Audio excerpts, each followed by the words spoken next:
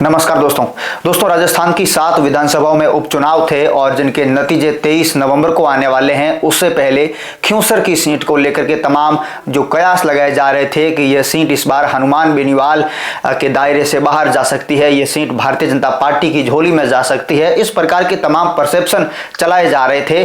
क्या वाकई में खिंवसर में ऐसा हुआ है? क्या खिंवसर की जो सीट है वो भारतीय जनता पार्टी के झोली में जाएगी? क्या रेवतराम डांगा खिंवसर के अगले विधायक होंगे या फिर हनुमान बेनीवाल का जो वर्चस्व 2008 से खिंवसर की इस सीट पे चलता आ रहा है, क्या वो आगे भी चलता रहेगा? ये तमाम बातें हम इस वीडियो के अंदर करने वाले हैं। साथ ही साथ आपको यह भी बताने का प्रयास करेंगे कि आखिर खिंवसर के जो समीकरण हैं वो क्या रहने वाले हैं। दोस्तों, खिंवसर की बात करने से पहले हमें खिंवसर की राजनीति को समझना होगा। आप देखिए 2008 के बाद से लगातार वहां पे हनुमान बेनीवाल का एक तरफा राज चलता आ रहा है, लेकिन आप देखिए हनुमान बेनीवाल के सामने जो मुख्य प्रतिद्वंदी होते हैं वो अलग अलग पार्टियों के आज तक रहे हैं। सबसे पहले अगर हम दुर्ग सिंह चौहान की बात करें तो आप देखिए दुर्ग सिंह चौहान बीएसपी का टिकट लेकर के आते हैं और हनुमान बेनीवाल को कड़ी टक्कर देते हैं। उस दौरान कांग्रेस और बीजेपी का वहां पे नामो निशान नहीं था। उसके बाद आप देखिए कांग्रेस के स्वाई सिंह एक बार फिर से हनुमान बेनीवाल को टक्कर देते हैं, लेकिन वो बाजी भी हनुमान बेनीवाल जीत जाते हैं। और पिछली बार आप देखिए 2023 के अंदर भारतीय जनता पार्टी के रेवतराम डांगा या हनुमान बेनीवाल को कड़ी टक्कर देते हैं, लेकिन मात्र 2000 वोटों से रेवतराम डांगा पीछे रह जाते हैं और हनुमान बेनीवाल एक बार फिर से चुनाव जीत जाते हैं। दोस्तों, आप देखिए कभी बीएसपी, कभी कांग्रेस और कभी भारतीय जनता पार्टी, तीनों दल अलग अलग बार हनुमान बेनीवाल को चुनौती दे रहे हैं। इसका मतलब ये साफ है कि खिंवसर के अंदर विचारधारा के नाम पे बहुत ही कम लोग वोट करते हैं। क्योंकि आप देखिए जब हम भी खिंवसर गए थे, वहां पे हमने चुनावी कवरेज की थी, तो उसी दौरान यह चीज हमने देखी थी कि खिंवसर के अंदर विचारधारा के नाम पे बहुत ही कम लोग मतदान करते हैं। क्योंकि खिंवसर के अंदर दो प्रकार का वोटर है। एक हनुमान बेनीवाल का समर्थक है, जो चाहे प्रधानमंत्री मोदी की रैली हो, राहुल गांधी की सभा हो या किसी भी अन्य बड़े नेता की सभा हो, जो हनुमान का जो वोटर है वो हनुमान बेनीवाल के साथ ही रहेगा, वो हनुमान बेनीवाल से दूर नहीं जाएगा। दूसरी तरफ जो हनुमान बेनीवाल के धुर विरोधी है, वो देखते हैं कि हनुमान बेनीवाल को टक्कर कौन दे रहा है, तो वो जो हनुमान बेनीवाल के धुर विरोधी वोटर हैं वो उसके साथ में डाइवर्ट हो जाते हैं।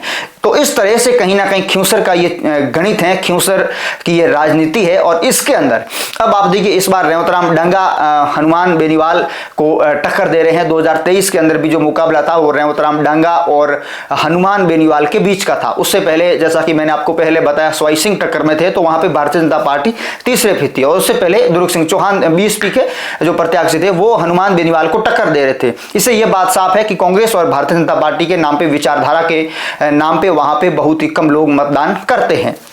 अब अगर हम खिंवसर की फिलहाल की सियासत के बारे में बात करें तो ये जो इस बार का जो चुनाव था 2024 का, ये उपचुनाव था, हनुमान बेनीवाल के लिए काफी टफ रहा। हनुमान बेनीवाल ने बहुत ही इस चुनावों के अंदर जबरदस्त तरीके से मेहनत की और 1 महीने तक हनुमान बेनीवाल खिंवसर छोड़ के कहीं नहीं गए।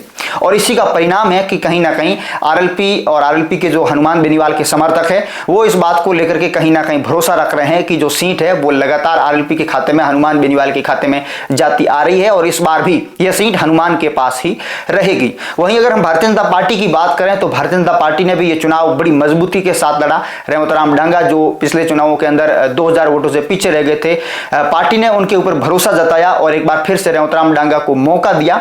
और लेकिन सबसे अच्छी बात भारतीय जनता पार्टी के लिए यह है कि उन्होंने एक बेहतर रणनीति, बेहतर मैनेजमेंट के साथ में ये चुनाव लड़ा। दोस्तों, कांग्रेस की बात करें तो कांग्रेस, मुझे लगता है कि राजस्थान के अंदर 7 विधानसभा सीटों को लेकर के जो उपचुनाव हो रहे थे उसमें कांग्रेस खिंवसर की सीट पे टिकट वितरण करने से पहले ही कहीं ना कहीं हार मान चुकी थी। क्योंकि आप देखिए उस दौरान डॉक्टर रतन चौधरी, स्वाई सिंह का नाम कहीं ना कहीं आसपास भी नहीं था। कांग्रेस के जो समर्थक थे, जो वोटर थे, वो कहीं ना कहीं यही कयास लगा रहे थे कि कांग्रेस का टिकट इस बार दुर्ग सिंह चौहान को मिलने वाला है। क्योंकि आप देखिए दुर्ग सिंह चौहान का खिंवसर के अंदर ठीक ठाक एक वोट बैंक है और 2023 के विधानसभा चुनावों के दौरान भी वो निर्दलीय उन्होंने चुनाव लड़ा था और ठीक ठाक वोट वो लेकर के आए थे। तो कांग्रेस के जो समर्थक थे उनको कहीं ना कहीं उम्मीद थी कि टिकट दुर्ग सिंह चौहान को मिलेगा, लेकिन ऐन मौके पे दुर्ग सिंह चौहान का टिकट वहां से काटा जाता है और डॉक्टर रतन चौधरी को टिकट दिया जाता है। तो आप इस बात से ये अंदाजा लगा सकते हैं कि कांग्रेस कहीं ना कहीं पहले ही ये सीट यहाँ पे हार मान चुकी थी। कांग्रेस यहाँ पे चुनावी अखाड़ों से दूर हो चुकी थी। लेकिन ऐसे में डॉक्टर रतन चौधरी का टिकट कांग्रेस को मिलना, हो सकता है ये कांग्रेस की कोई रणनीति हो या फिर कोई और वजह हो। हनुमान बेनीवाल, अब उनकी बात हम खुल करके करते हैं। हनुमान बेनीवाल के लिए इन चुनावों के अंदर क्या प्लस पॉइंट रहे और क्या वीक पॉइंट रहे, जिसकी वजह से कहीं ना कहीं उनके संगठन में, उनके पार्टियों में कमियां देखी गई। दोस्तों, सबसे बड़ी बात यह है कि हनुमान बेनीवाल का जो संगठन है, उनके जो कार्यकर्ता है, वो बड़ी हनुमान बेनीवाल के प्रति वफादारी से काम करते हैं। मुझे लगता है कि राजस्थान, क्या हिंदुस्तान के अंदर भी कोई ऐसा दल हो जिसमें हनुमान बेनीवाल की जो सेना है, उनकी जो एक फौज है, उनके जैसे कार्यकर्ता हो। बेनीवाल के प्रति बड़ी वफादारी से काम करते हैं, दिलो जान से काम करते हैं, और यही वजह है कि अब खियूसर के अंदर कहीं ना कहीं आरएलपी इस रेस के अंदर है। दोस्तों, चुनाव के दौरान अगर हम जमीनी हकीकत की बात करें तो हनुमान बेनीवाल के लिए वाकई में जो परिस्थितियां थी वो विपरीत थी। हनुमान बेनीवाल के जो वोटर थे वो कहीं ना कहीं बेनीवाल से थोड़ी बहुत नाराजगी रख रहे थे। और दूसरी बात, लोगों के अंदर एक ये भी परसेप्शन था कि 2008 के बाद से हनुमान बेनीवाल को हम लोग वोट करते आ रहे हैं, और दूसरी बात, बेनीवाल साहब खुद सांसद है, तो क्यों ना इस बार सत्ता के साथ में रहा जाए। इस प्रकार से लोगों का एक कहीं ना कहीं परसेप्शन था। लेकिन चुनावों के अंत तक, चुनावों से ठीक एक दिन पहले काफी हद तक लोगों का वो परसेप्शन भी दूर हो जाता है, जब भारतीय जनता पार्टी के नेता, राजस्थान सरकार में मंत्री गजेंद्र सिंह खियूसर एक बयान देते हैं कि अगर भारतीय जनता पार्टी ये सीट हार जाती है तो वो मूंछ कटवा लेंगे और मुंडन करवा देंगे। जब ये बयान आता है तो इस बयान को कहीं ना कहीं रेवतराम डांगा भांप लेते हैं, और रेवतराम डांगा इस बयान से बचने की कोशिश करते हैं। वो मीडिया के सामने कहते हैं कि मुझे इस प्रकार के बयान की कोई जानकारी नहीं है। और हनुमान बेनीवाल और उनके समर्थकों के लिए ये कहीं ना कहीं सोने पे सुहागा था। और गजेंद्र सिंह खियूसर के उस बयान के बाद माहौल बदल गया, खियूसर के समीकरण बदल गए, सब कुछ बदल गया। और राजनीति के जो पंडित कहते हैं कि अगर हनुमान बेनीवाल ये सीट निकालते हैं तो इसमें गजेंद्र सिंह खियूसर के इस बयान का एक महत्वपूर्ण रोल है, और भारतीय जनता पार्टी अगर ये सीट हारती है तो इस गजेंद्र सिंह खियूसर के इस बयान का एक महत्वपूर्ण रोल है। अब देखने वाली बात यह होगी कि क्या गजेंद्र सिंह खियूसर का जो बयान आया था, क्या वो हनुमान बेनीवाल की नैया पार लगा देगा। क्योंकि आप देखिए, गजेंद्र सिंह खियूसर के उस बयान के बाद विशेषकर जो जाट वोटर है, जो युवा जाट वोटर है, उनके अंदर कहीं ना कहीं एकजुटता नजर आई। और जो खियूसर का चुनाव जो जातिवाद से इतर चल रहा था, पूरा चुनाव जातिवाद से कोसों दूर था, उस चुनाव के अंदर जब एक गजेंद्र सिंह खियूसर इस प्रकार का बयान देते हैं तो लोग उसको कहीं ना कहीं अपनी प्रतिष्ठा से जोड़ लेते हैं, लोग अपने स्वाभिमान से जोड़ लेते हैं। और उस बयान के बाद आप देखिए, जिस तरह से हनुमान बेनीवाल का जो इलाका है, थली बेल्ट है, उसके अंदर भरपूर वोटिंग हुई। जहां से पिछली बार कम वोटिंग हुई थी, उससे ज्यादा परसेंटेज में वहां पे वोटिंग हुई। और रेवतराम डांगा की जो साल्क पट्टी है, वहां पे आप देखिए, पिछली बार रेवतराम डांगा वहां से आगे रहे थे, तो उस इलाके के अंदर वोटिंग परसेंटेज डाउन रही है।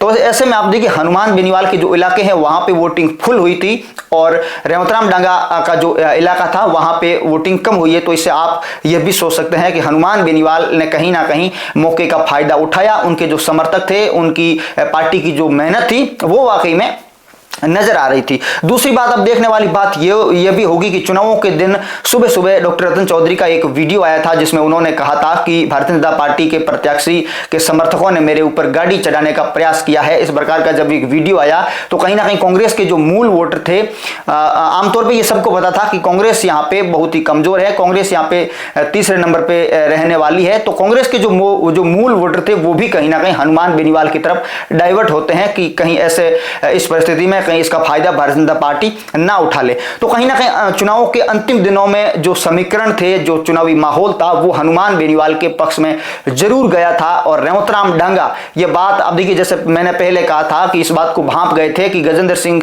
खियूसर का ये जो बयान है वो कहीं ना कहीं हमारे लिए घातक सिद्ध हो सकता है। तो ऐसे में रेवतराम डांगा बचते भी नजर आए। अब 23 नवंबर को नतीजे आने वाले हैं। बहरहाल राजनीति की गलियों में राजनीति के जो पंडित हैं, बड़ी बारीकी से जानते हैं, उन लोगों का कहीं ना कहीं ये मानना है कि खियूसर की सीट पे हनुमान बेनीवाल का जो वर्चस्व 2008 से चलता आ रहा है, वो वर्चस्व एक बार फिर से जारी रहेगा और आरएलपी की प्रत्याशी कनिका बेनीवाल एक बार फिर से खियूसर का चुनाव जीत सकती है या फिर जीत के बहुत करीब है। बहरहाल ये तमाम जो राजनीति के पंडित हैं उनके एग्जिट पोल हैं।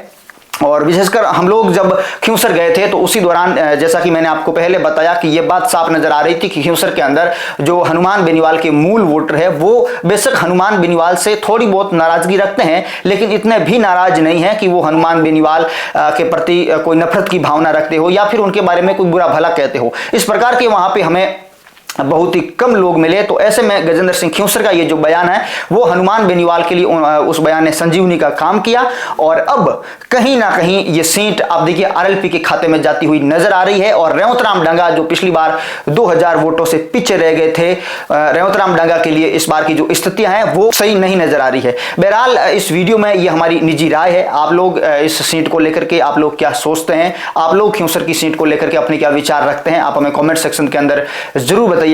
धन्यवाद।